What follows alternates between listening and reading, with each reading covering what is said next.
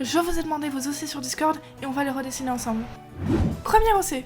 Donc d'habitude je suis pas très fan de ce qui se fait sur Gacha Life parce que les personnages sont souvent super répétitifs et edgy, mais celle-là elle est absolument magnifique. Je sais pas, il y a quelque chose en elle qui m'intrigue. Et je connais pas son histoire, hein, je connais rien, mais je la vois bien exister dans un monde entre la fantasy et le futur. Donc je pense directement mon croquis en prenant cette idée comme idée directrice. Bizarrement, le fond c'est ce qui m'a donné le plus de plaisir à dessiner. Et vraiment c'est marrant parce que c'est quelque chose que je détestais avant. C'est ma hantise numéro 1. Je place une énorme sphère, je sais même pas pourquoi, j'ai pas l'or derrière.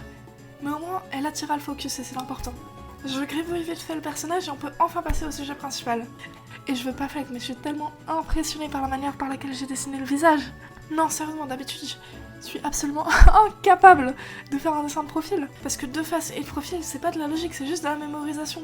Peut-être que vous vous posez des questions parce que le corps, il est assez adulte, ce qui est vraiment rare dans ce que je poste. Mais en soi, 90% de ce que tu trouveras dans mon sketchbook, c'est des dessins qui ressemblent à ça. Ils ont tous des proportions réalistes parce que je copie du modèle vivant. Et par conséquent, c'est tellement plus simple pour moi de la dessiner ainsi.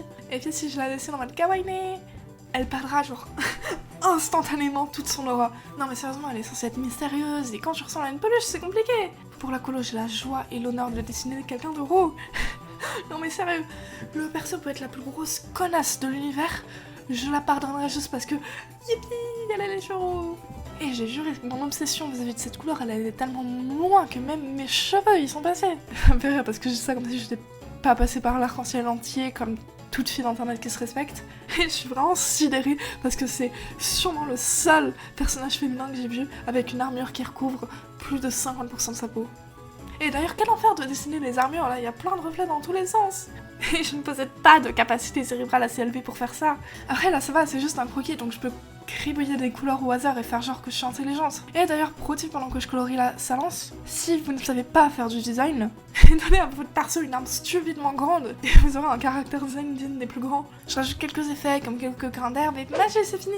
Et je suis vraiment super contente de ce dessin, même si la compo elle est très simple, je trouve qu'il y a quand même une aura mystique qui s'en dégage et ça me donne vraiment envie d'écrire à propos de cet univers.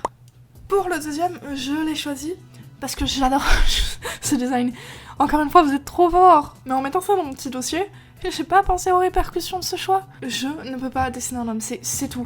Vous savez, pour devenir très bon quelque part, il faut spécialiser. Et en tant que femme lesbienne en plus, dessiner des hommes, c'est vraiment la dernière de mes priorités. On va essayer, écoutez. Quand j'appréhende un dessin, je fais toujours un croquis stupide pour me motiver. Là, en l'occurrence, il est en train de boire de l'essence.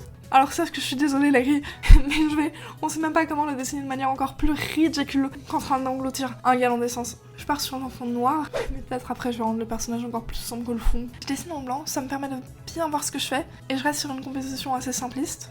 Il sera au milieu en train de regarder sa dague, je suppose. Je vois les couleurs de base. Vous vous rappelez, c'est ce que j'avais dit qu'il fallait absolument pas faire dans ma dernière vidéo. Mais je vous jure, là j'ai 5 dessins à faire, je vois speedrun. Elles sont vraiment cool, mais je trouve qu'il manque quand même un peu de réalisme. Ça me dérange d'avoir un perso aussi illuminé avec un fond déprivé de vitamine D. Je fais jouer avec les différents calques pour créer une ombre et une lumière sans effort. Ce que je fais pas d'habitude, mais ça me sauve vraiment la vie. Parce qu'en ce moment, on va pas se mentir, mon but c'est d'apprendre, pas de créer des chefs-d'œuvre. Donc je préfère y aller à la manière dure que de me reposer sur des outils. Genre à l'école, t'apprends à calculer avant de t'aider d'une calculatrice, non ? Bah là, je pars du même principe. La connaissance, elle vaut tellement plus que le résultat final. C'est pour ça qu'il faut garder vos mauvais dessins loupés et en être fiers. Car je vous jure, ils apprennent beaucoup plus que vos dessins réussis. Si le dessin final, il compte plus que le processus d'apprentissage, pour vous dessiner, sérieux. C'est normal de penser ça, surtout quand on débute, mais il faut vraiment essayer de s'en détacher.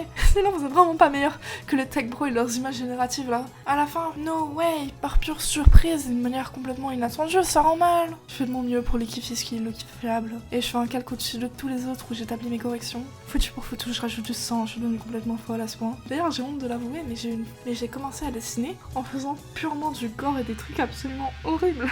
Vraiment, j'étais le genre d'enfant qui aurait pu commettre une tuerie de masse.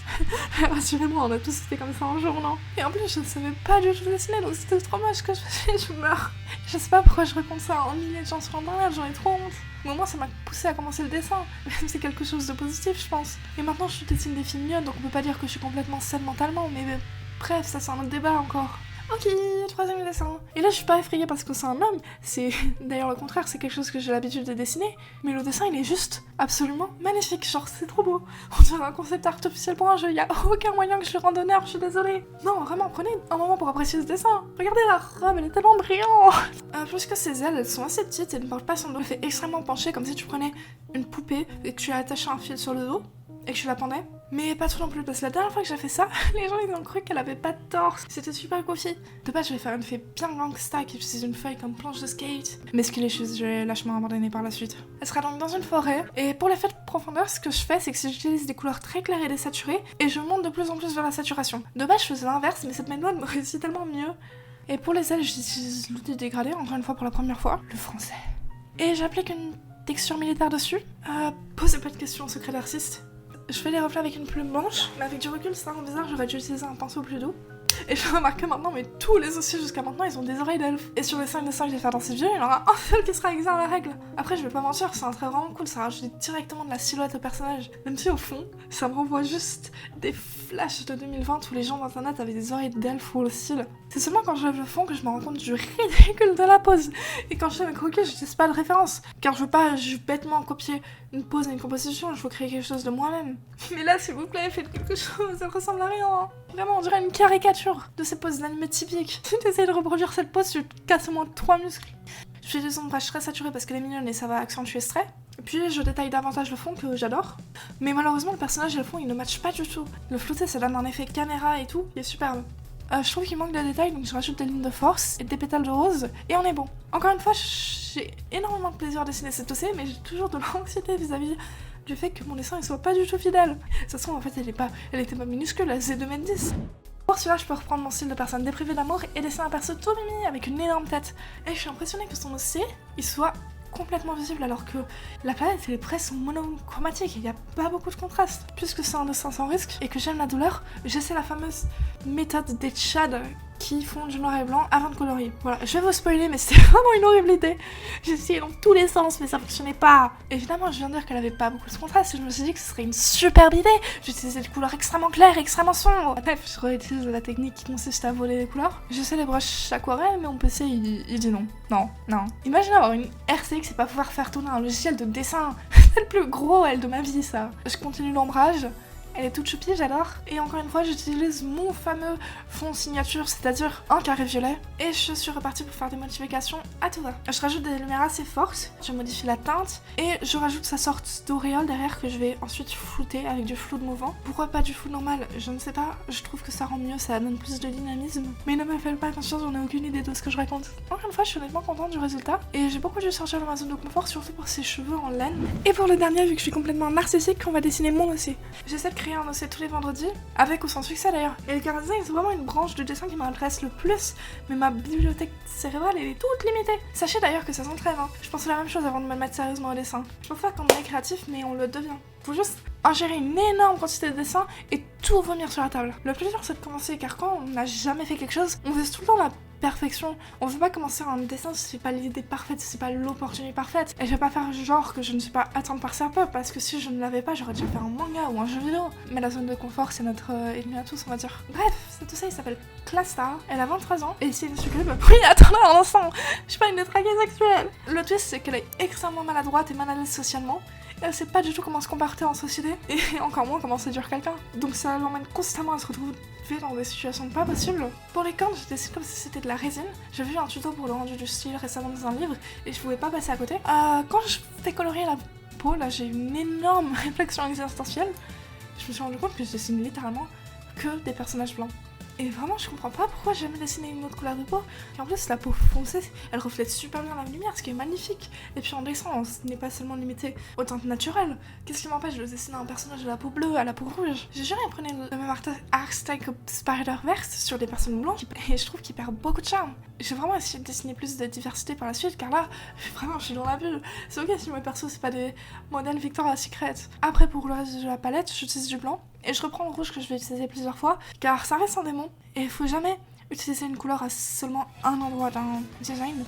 Par exemple là, le rouge, c'est pour mes détails pour les petites lanières, pour les cornes, pour les yeux, etc. J'ai même pas entamé le rendu, mais je trouve qu'il est déjà super cool. J'essaie de varier les couleurs tout en restant dans la même palette, en mettant du jaune et du rose par exemple. Et je lui enlève ses ailes parce que ça faisait juste trop. La robe elle a déjà tellement de forme et de personnalité, je peux pas me permettre de lui mettre des ailes en plus. Un bon design ça doit être un design lisible, un design simple. S'il y a des choses qui ne servent à rien, qu'il me dégage. Et finalement je rajoute des effets random pour encadrer le personnage. Le lendemain je fais quelques tests en modifiant les couleurs, certains qui n'ont aucun sens. Non mais ça, qu'est-ce qu'elle fout là? Et je garde celui avec le ciel, c'est quelque chose qui est super simple à faire et qui passe à chaque fois. Bref, j'espère que cette vidéo vous a plu. Elle a encore mis presque un mois à sortir. J'espère pouvoir être plus régulière par la suite, mais là ça fait 3 mois que je lis ça constamment. N'hésitez pas à rejoindre le serveur Discord pour voir des choses du style et à liker la vidéo. Bye bye! Prenez soin de vous.